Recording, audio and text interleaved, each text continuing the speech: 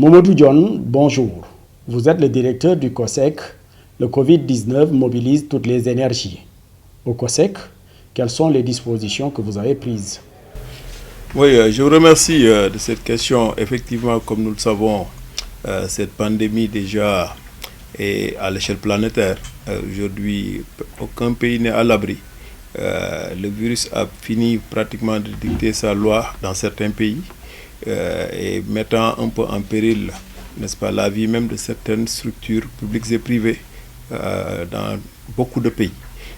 Au niveau du COSEC, depuis le 3 mars exactement, si on se rappelle, le premier cas détecté au Sénégal, c'était le 2 mars.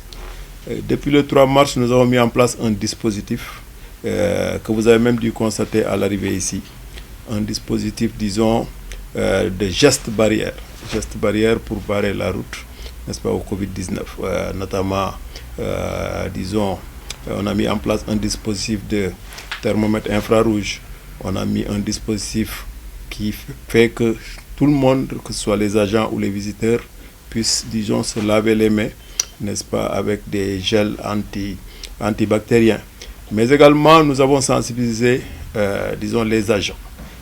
Déjà, au niveau du COSEC, nous avons mis en place un dispositif, n'est-ce pas, conforme, n'est-ce pas, aux dispositions, ces mesures prises par l'État au niveau le plus élevé. Au niveau du COSEC également, parce que le COSEC a un bureau en Chine, un bureau de représentation.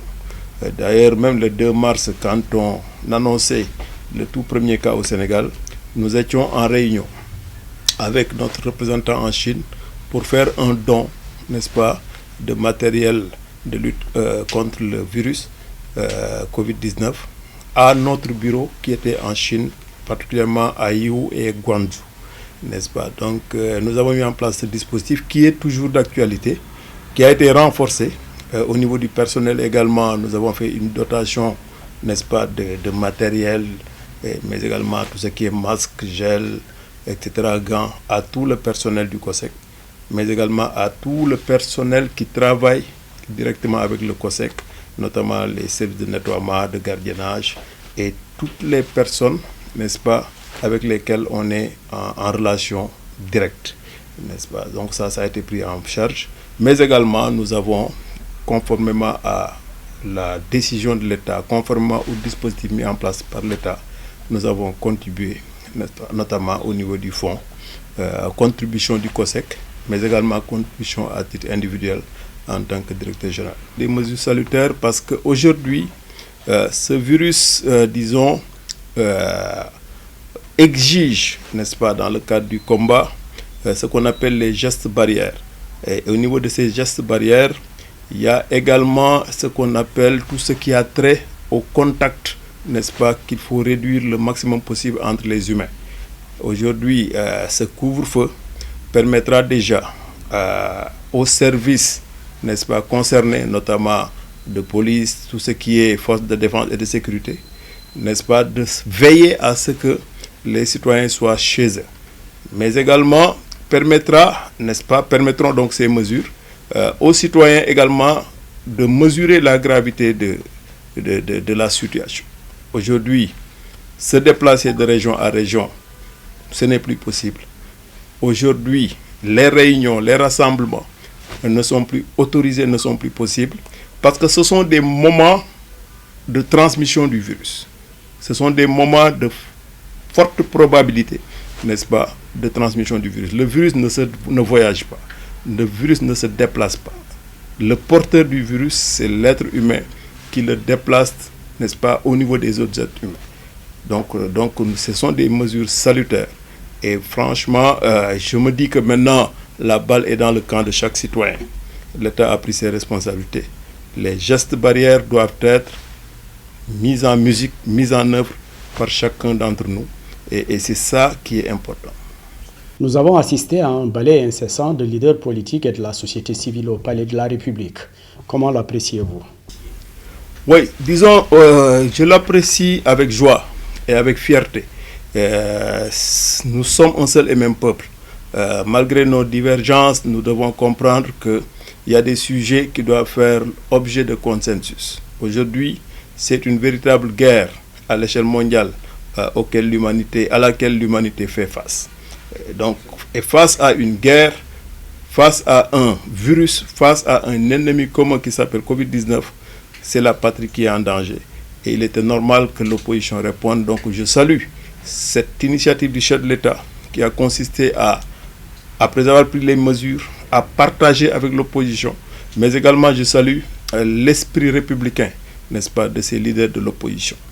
Mais également nos guides religieux qui ont accepté, n'est-ce pas, que ces mesures soient mises en place et qui ont également contribué à la vulgarisation de ces mesures au niveau des populations. C'est un moment de consensus. Et au-delà même du Covid-19, moi je me dis que notre pays gagnerait, même après ce combat, à trouver des plages de convergence, des plages de consensus sur des sujets majeurs, n'est-ce pas? Il y a un avant Covid-19, il y a un durant Covid-19 et je pense qu'il doit y avoir un après Covid-19. Les peuples doivent être solidaires et le chef de l'État a donné le tempo. On se rend compte que avant même qu'on en arrive là, le chef de l'État avait déjà enclenché le dialogue national.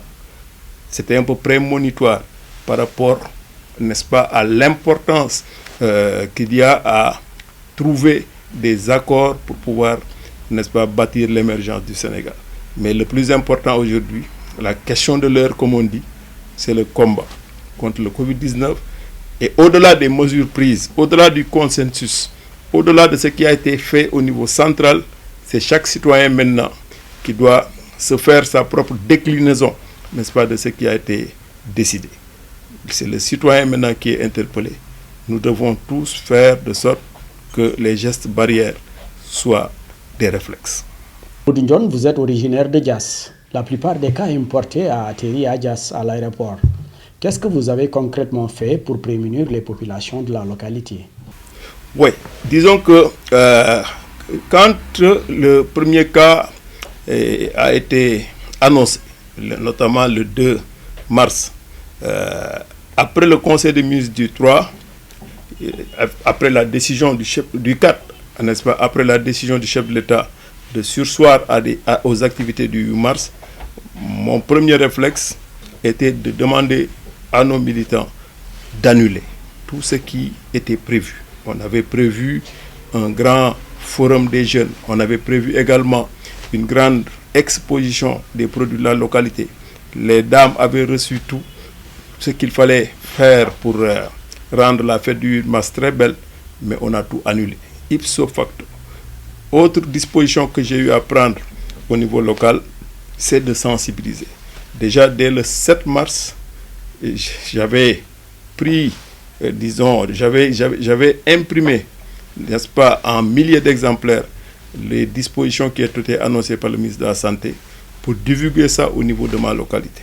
Mais également, on ne s'est pas arrêté là. Nous avons, en relation avec les étudiants en médecine et pharmacie, qui sont bien organisés dans ce qu'on appelle une structure qui s'appelle, Safen Assistance Médicale. Nous les avons rencontrés et nous les avons organisés, nous avons mis en place tout le dispositif logistique pour aller vers les populations. Donc ils ont fait le tour des 17 villages, ils ont rencontré les chefs de village, les chefs de quartier, les médecins, ils ont rencontré les 6 postes de santé, mais également les 11 cases de santé pour leur porter le message. Mais en plus du message également, nous les avions déjà dotés en matériel, gel, thermoflash pour le poste de santé de Diass, mais également des masques, des instruments de protection, n'est-ce pas, pour le personnel de santé. On ne s'est pas arrêté là. La semaine suivante, en milieu de semaine, nous avons également fait la même mission auprès des imams pour les sensibiliser. Actuellement, le dispositif continue et nous allons renforcer davantage la sensibilisation, mais également la dotation en équipement pour les populations. On sait que le COSEC, c'est le commerce international. Le Covid ne va-t-il pas porter préjudice à votre activité? Absolument, l'impact sera réel. L'impact déjà, on commence à le sentir. parce que le commerce international, disons, est déjà affecté. Au-delà du commerce international, au niveau de chaque pays, c'est le dispositif même de production qui est affecté. Parce que quand dans certains pays, il y a confinement, pratiquement l'activité économique ne peut plus être la même. A fortiori, n'est-ce pas, tout ce qui est exportation vers nos pays, n'est-ce pas, ou même importation à partir de nos pays. Mais au niveau du COSEC déjà, nous avons réfléchi très rapidement parce qu'il y aura un impact sur qu'est-ce qu'il va falloir faire pour le reste de l'année, n'est-ce pas. Nous avons réfléchi au niveau du comité de direction, n'est-ce pas, sur un plan, une sorte d'activité prioritaire à mener, en attendant maintenant le dispositif global qui est déjà en train d'être mis en place par l'État. Mais une chose est sûre, au-delà des conséquences au niveau de nos budgets, au-delà des conséquences sur l'activité économique, la super priorité demeure le combat contre le Covid-19. Et plus tôt on remportera la victoire, plus tôt les effets, n'est-ce pas, seront maîtrisés, n'est-ce pas, au plan économique et social. Donc c'est d'ailleurs la raison pour laquelle souvent quand on pose des questions sur l'aspect économique et social, on est obligé de répondre. Mais comme je le dis, le problème avec LE majuscule, c'est le combat contre le Covid-19. L'anacarde a connu un grand bond avec la crise. Y a-t-il pas raison de s'inquiéter?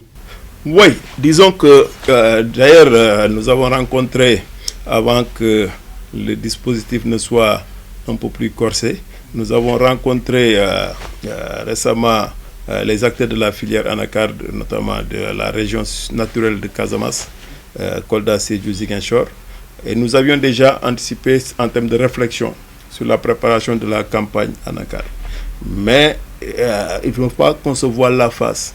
Dans le contexte actuel, il y aura des effets. Maintenant, comment atténuer les effets? C'est à ce niveau qu'on est en train de réfléchir. Mais l'activité économique continue. Et c'est ça qu'il faut que les Sénégalais comprennent. Actuellement, le dispositif est en place, mais l'activité économique de notre pays continue. Et la marchandise peut voyager sans les personnes, n'est-ce pas? Et le dispositif qui a été mis en place les 2 précédentes années, ce dispositif sera maintenu. Maintenant, les acteurs se sont accordés, n'est-ce pas, sur la mise en œuvre, n'est-ce pas, notamment au plan logistique. Notre armement Kosama a toujours ces 2 bateaux qui sont des navires cargo qui peuvent continuer l'opération. Nous avons également le dispositif qui a été mis en place avec les banques. D'ailleurs, même nous avons tenu une réunion avec la DER et les banques et les différents acteurs sur le financement, n'est-ce pas, de cette activité essentielle. Et les décisions ont été prises d'accompagnement des acteurs. Maintenant, il va sans dire qu'il faut un message d'espoir pour réconforter les acteurs, mais également le commerce international aujourd'hui de marchandises n'est pas plombé pour le moment par le Covid-19. Commerce international de marchandises, les bateaux continuent à arriver et les bateaux également continuent à sortir de Dakar pour aller exporter. Mais il va sans dire qu'on n'aura pas les mêmes volumes parce que tout simplement l'impact au niveau des différents pays aussi sera tel qu'on ne pourra pas refaire la même chose que ce qu'on avait fait l'année dernière. Mamadou Ndione, vous êtes transversal, économiste doublé d'écrivain. Comment se dessinera le monde après le Covid-19? C'est une question, disons, même existentielle. Parce que moi, je regardais un peu, disons, les conséquences des différentes pandémies, disons, auxquelles l'humanité a eu à faire face. Mais il y a toujours un après. Parce que ne l'oublions pas, il y a eu même des empires à l'époque, disons, au Moyen-Âge, qui ont sombré suite, n'est-ce pas, à des pandémies, n'est-ce pas. Aujourd'hui, si on prend la peste noire, à l'époque, en France, il y avait 17 millions d'habitants. La peste noire en a emporté 7 millions, n'est-ce pas. Si on se rappelle également de la fameuse peste dont parlait Albert Camus, mais il y a eu également des conséquences après ces pandémies. Aujourd'hui, ce virus, au-delà de l'aspect sanitaire, ce virus infecte également la vie économique et sociale de nos pays.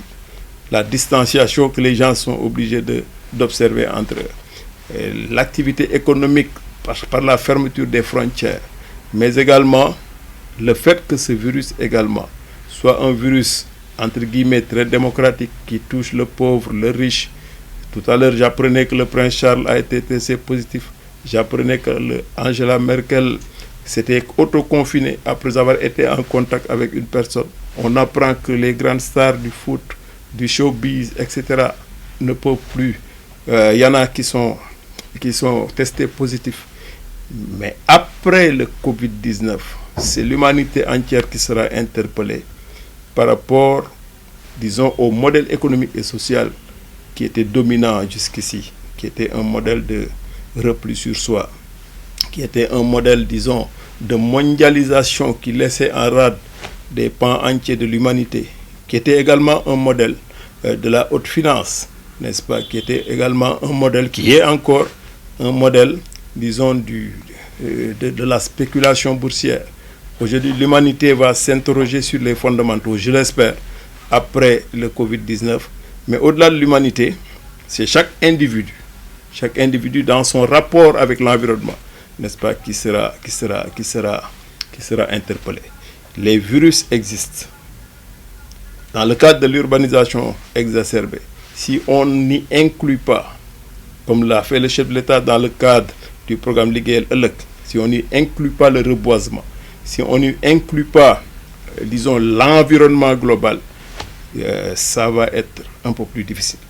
Les virus existent, mais il y avait des barrières, n'est-ce pas, en termes de comportement, en termes de reforestation, en termes d'espace de vie qu'il fallait aménager pour ces virus.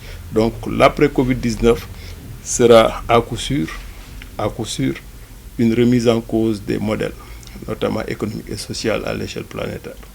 Le président de la République a pris des mesures pour accompagner certains secteurs d'activité à travers Force Covid-19.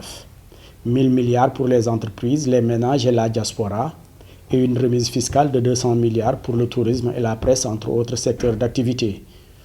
Vous approuvez? Ce sont des mesures salutaires.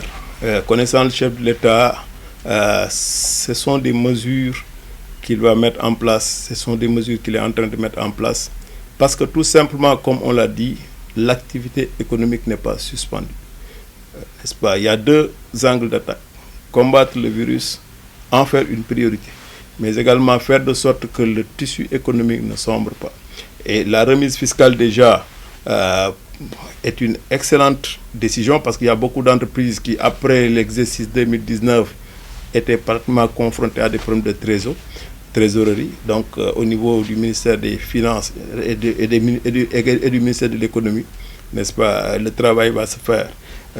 Mais également les 50 milliards qui sont prévus par rapport, n'est-ce pas, à tout ce qui est, disons, alimentation et appui aux couches sociales les plus défavorisées, c'est une surpriorité.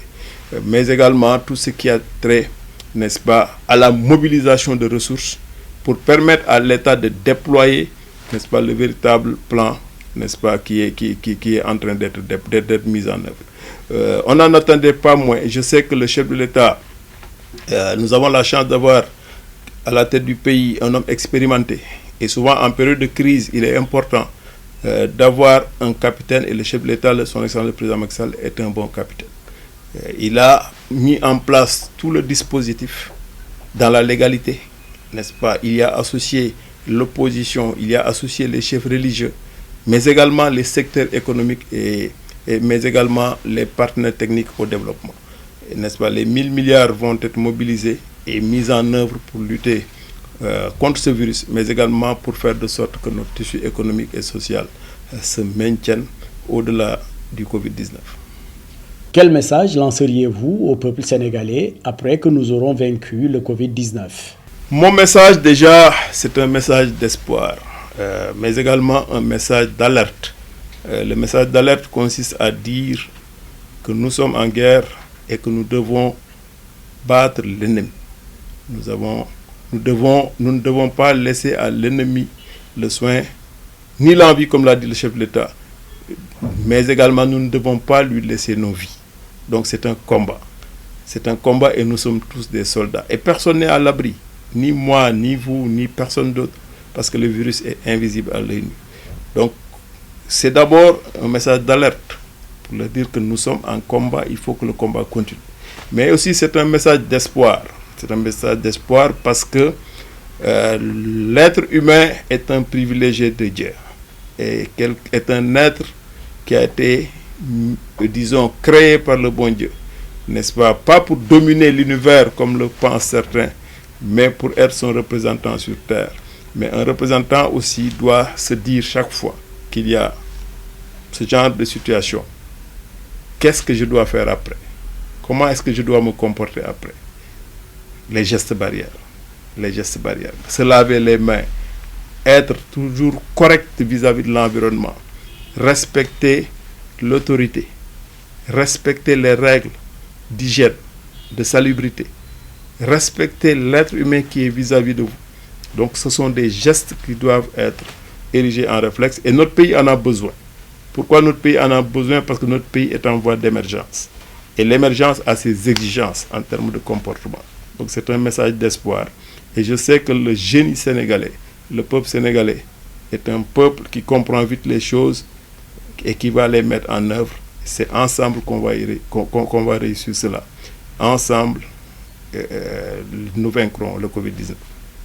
Le mot de la fin, c'est de dire, de remercier les Sénégalais qui ont compris l'importance, n'est-ce pas, des mesures que l'État a eu à prendre. Nous devons faire violence sur nous-mêmes. Nous devons, chacun d'entre nous, payer cette dette de citoyenneté en tout faisant pour barrer la route au Covid-19. Certains d'entre nous seront infectés certainement. Certains d'entre nous le seront, mais nous avons des médecins. Mais avant d'être infecté par ce virus, il faut que les gestes barrières soient inscrits en réflexe. Aujourd'hui, le maître mot, c'est de respecter les consignes et rien d'autre. Et nous avons la chance d'avoir un point de consensus sur ce point précis. Les religieux sont d'accord, les partis d'opposition sont d'accord, les syndicats sont d'accord. Tout le monde est d'accord sur les mesures qui ont été mises en place, mais ces mesures doivent être déclinées à l'échelle micro, c'est-à-dire à l'échelle de chaque individu, n'est-ce pas? Et c'est ça qui est important. Donc c'est un message de rappel individuel. Je me le rappelle moi-même, mais je le rappelle également aux téléspectateurs et aux auditeurs pour leur dire respectons les gestes barrières.